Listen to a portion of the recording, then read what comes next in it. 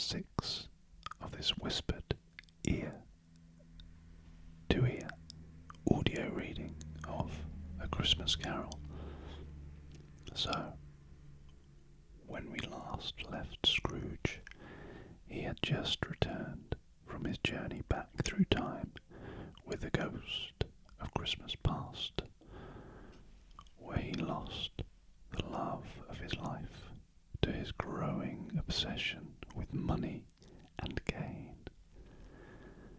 and witnessed a glimpse of what his life might have been had she stayed with him.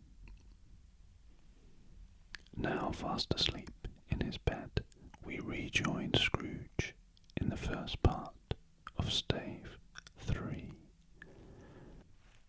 The second of the three spirits,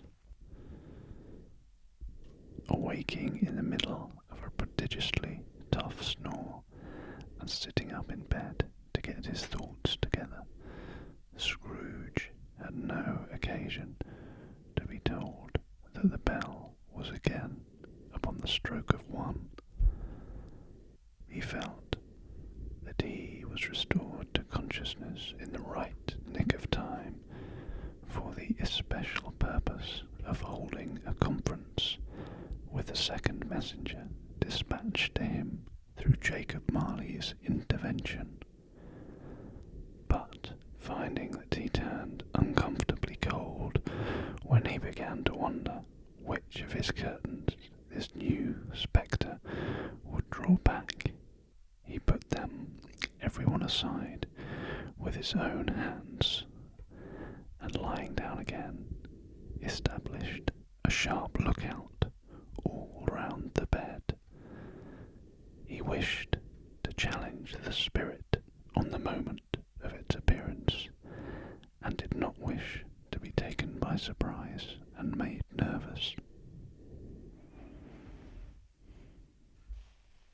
Gentlemen of the free and easy sort, who plume themselves on being acquainted with a move or two, and being usually equal to the time of day, express the wide range of their capacity for adventure by observing that they are good for anything, from pitch and toss to manslaughter, between which opposite extremes, no doubt, there lies a tolerably wide and comprehensive range of subjects. Without venturing for Scrooge quite as hardily as this, I don't mind calling on you to believe that he was ready for a good broad field of strange appearances, and that nothing between a baby and a rhinoceros would have astonished him very much. Now, being prepared for almost anything, he was not by any means prepared for nothing, and consequently, when the bell struck 1 and no shape appeared, he was taken with a violent fit of trembling.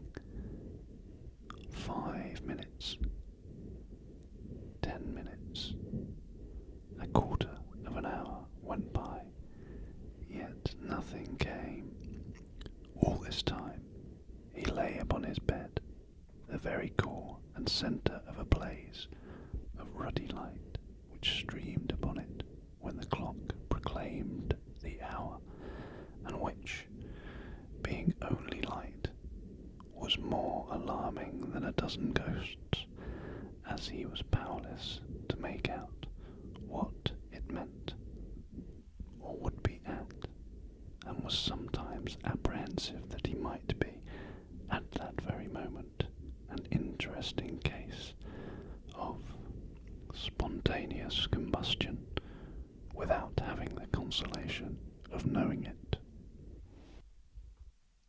At last, however, he began to think, as you or I would have thought at first, for it is always the person not in the predicament who knows what ought to have been done in it, and would unquestionably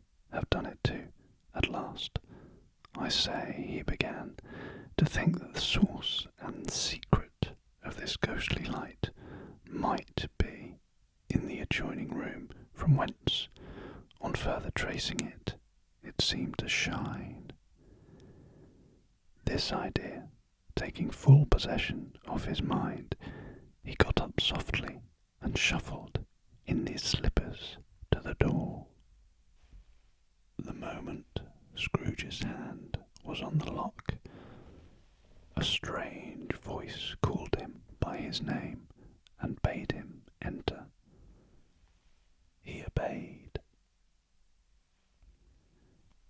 It was his own room. There was no doubt about that, but it had undergone a surprising transformation. The walls and ceiling were so hung with living green that it looked a perfect grove, from every part of which bright gleaming berries glistened. The crisp leaves of holly, mistletoe, and ivy reflected back the light as if so many little mirrors had been scattered there, and such a mighty blaze went roaring up the chimney as that dull petrification of a hearth had never known in Scrooge's time, or Marley's, or for many and many a winter season gone.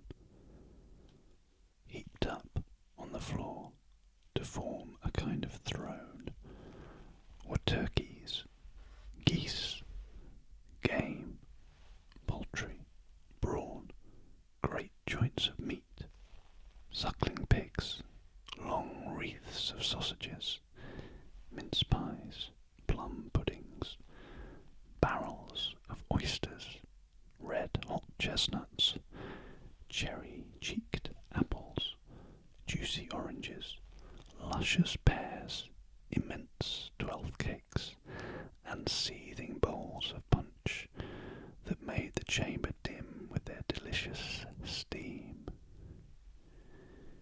In easy state upon this couch there sat a jolly giant, glorious to see, who bore a glowing torch in shape not unlike Plenty's horn, and held it up, high up, to shed its light on Scrooge as he came peeping round the door. "Come in," exclaimed the ghost. "Come in and know me better, man." Scrooge entered timidly and hung his head before this spirit. He was not the dogged Scrooge he had been, and though the spirit's eyes were clear and kind, he did not like to meet them. "I am the ghost of Christmas present," said the spirit. "Look upon me." Scrooge reverently did so. It was clothed in one simple green robe or mantle, bordered with white fur. This garment hung so loosely on the figure that its capacious breast was bare, as if disdaining to be warded or concealed by any artifice. Its feet, observable beneath the ample folds of the garment, were also bare, and on its head it wore no other covering than a holly wreath, set here and there with shining icicles. Its dark brown curls were long and free as its genial face, its sparkling eye, its open hand, its cheery voice, its unconstrained demeanour, and its joyful air. Girded round its middle was an antique scabbard, but no sword in it, and the ancient sheath was eaten up with rust. "You have never seen the like of me before," exclaimed the spirit. "Never," Scrooge made answer to it. "Have never walked forth with a younger member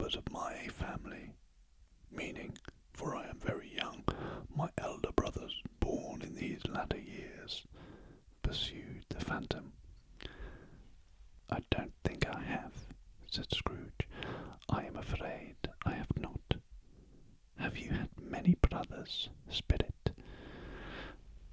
"More than 1,800, said the ghost.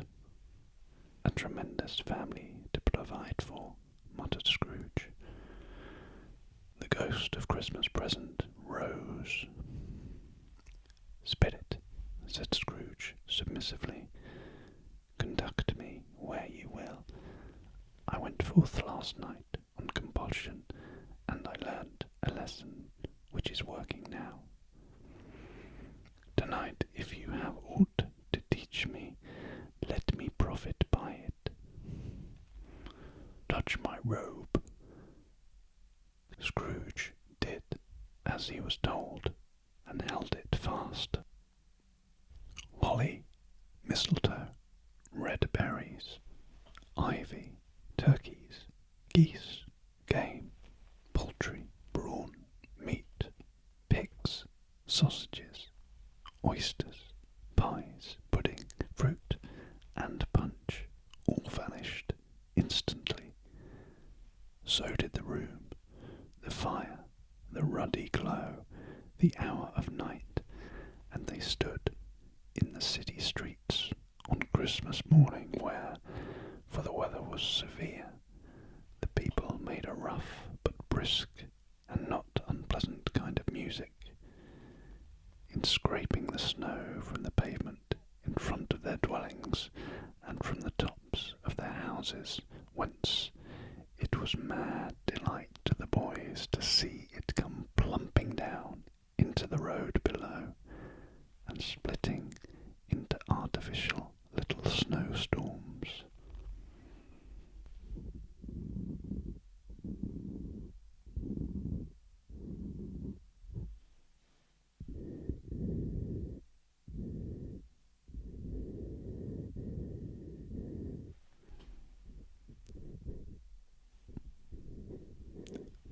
The house fronts looked black enough, and the windows blacker, contrasting with the smooth white sheet of snow upon the roofs, and with the dirtier snow upon the ground, which last deposit had been ploughed up in deep furrows by the heavy wheels of carts and wagons, furrows that crossed and recrossed each other hundreds of times where the great streets branched off and made intricate channels hard to trace in the thick yellow mud and icy water.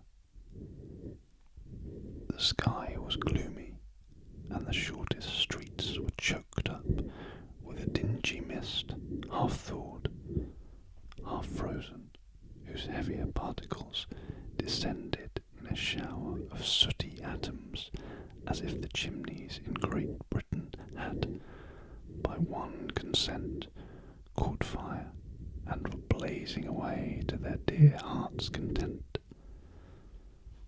There was nothing very cheerful in the climate or the town, and yet was there an air of cheerfulness abroad that the clearest summer air and brightest summer sun might have endeavoured to diffuse in vain.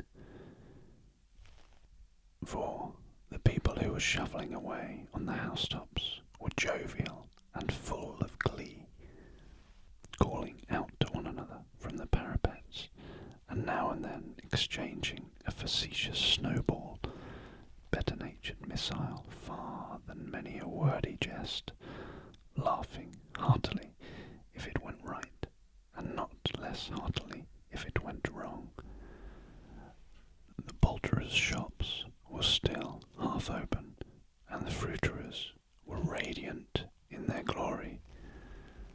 There were great, round, pot-bellied baskets of chestnuts, shaped like the waistcoats of jolly old gentlemen, lolling at the doors, and tumbling out into the street in their apoplectic opulence.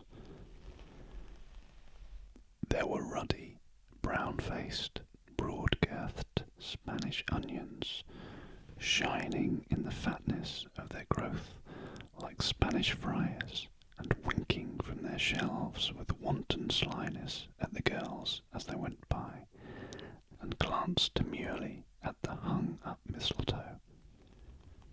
There were pears and apples clustered high in blooming pyramids.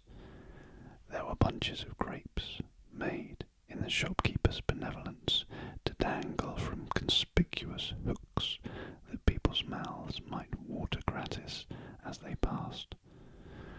There were piles of filberts, mossy and brown, recalling in their fragrance ancient walks among the woods and pleasant shufflings ankle-deep through withered leaves.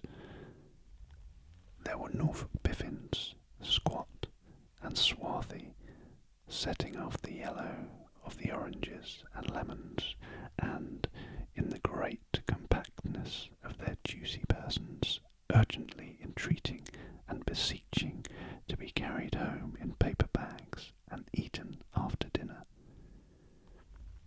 The very gold and silver fish set forth amongst these choice fruits in a bowl, though members of a dull and stagnant bloodied race, appeared to know that there was something going on, and, to a fish, went gasping round and round their little world in slow and passionless excitement.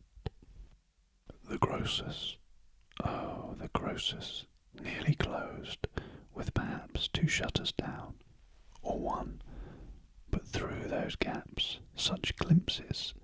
It was not alone that the scales descending on the counter made a merry sound, or that the twine and roller parted company so briskly that the canisters were rattled up and down like juggling tricks, or even that the blended scents of tea and coffee were so grateful to the nose, or even that the raisins were so plentiful and rare, the almonds so extremely white, the sticks of cinnamon so long and straight, the other spices so delicious, the candied fruits so caked and spotted with molten sugar as to make the coldest lookers-on feel faint and subsequently bilious.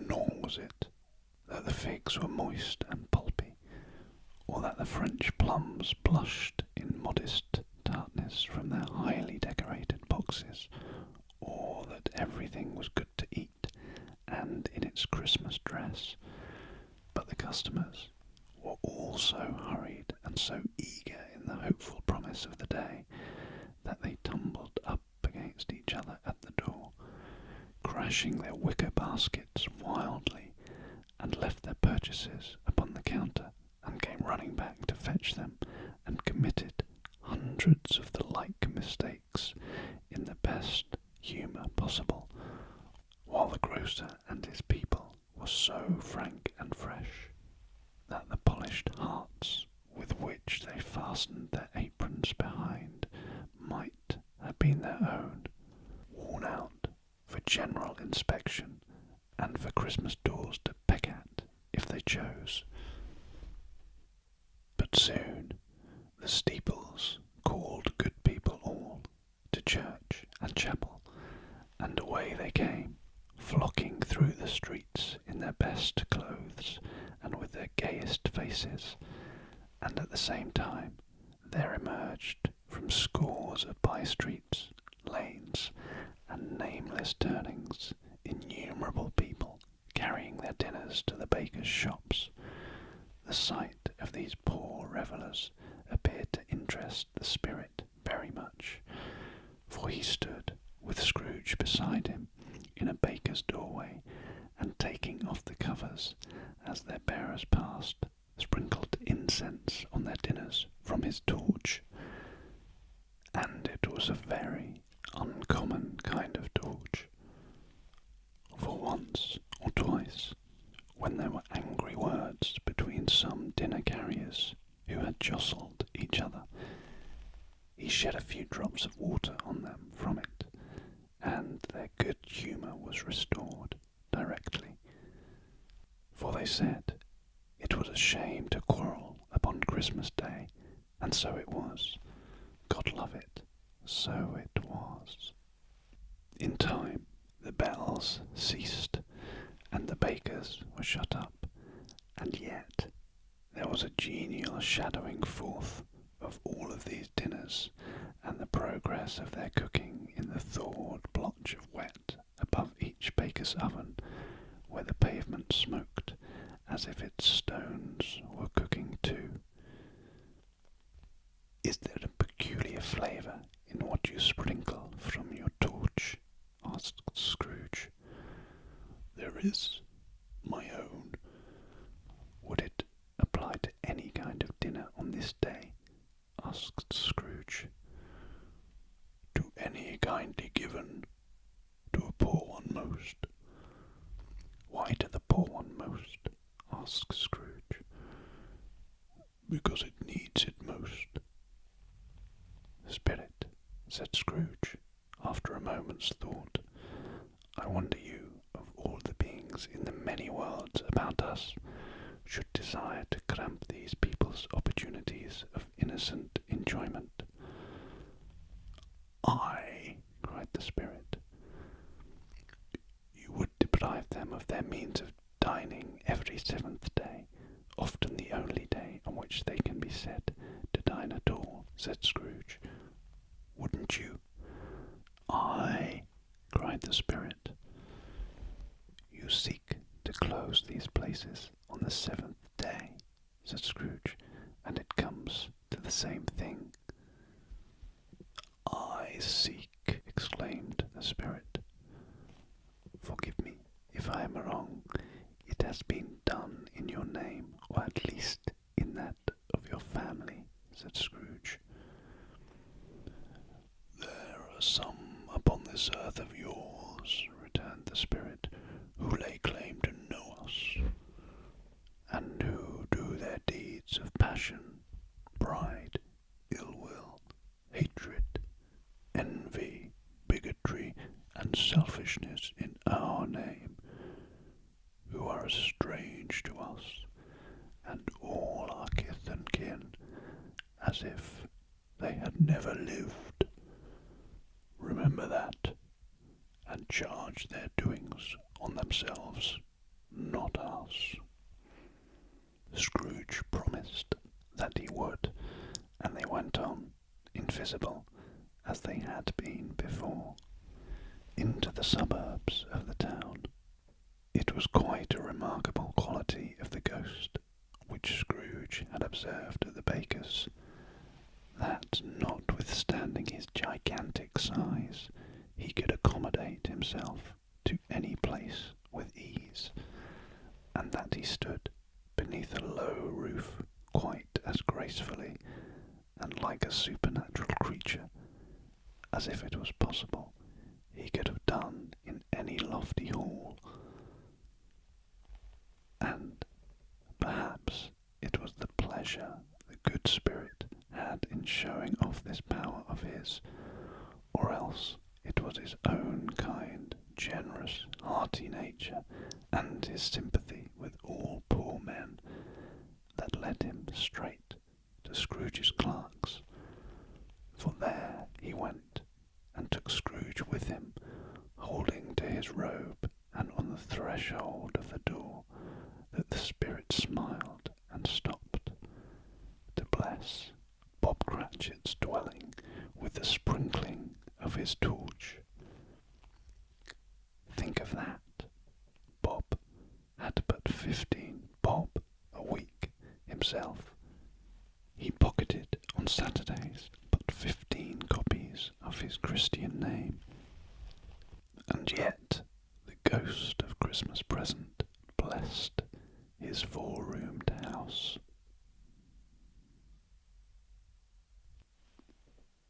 So, we've come to the end of this 6th installment of this whispered audiobook reading of A Christmas Carol. I hope you can join me again soon for part 7, when we pick up again with Scrooge and the ghost of Christmas Present. Until then, as always, do stay relaxed, keep calm, and do sleeping.